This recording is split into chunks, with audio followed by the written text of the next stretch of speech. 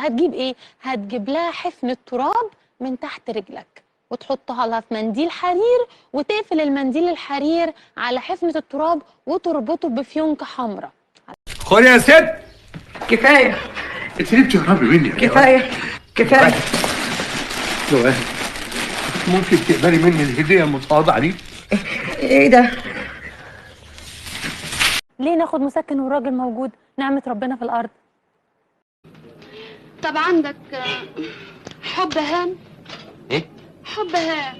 ايه الحب هان دي؟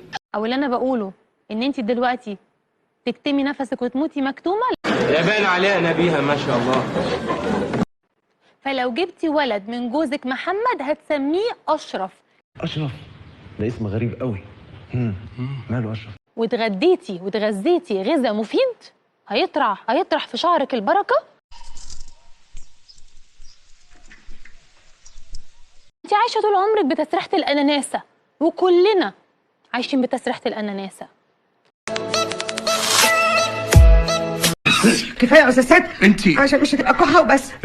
انا واكله كرومب وممكن ابهدلك قلبي. كرومب؟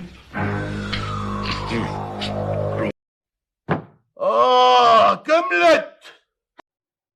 دخل مدياله ظهرك، لفي وشك على طول لجوزك. بتعملي حاجة انتبهتي انه جه على طول جري، سيبي الحاجة وروحي له. انت مالك لازق فيها كده ليه؟ وانت مالك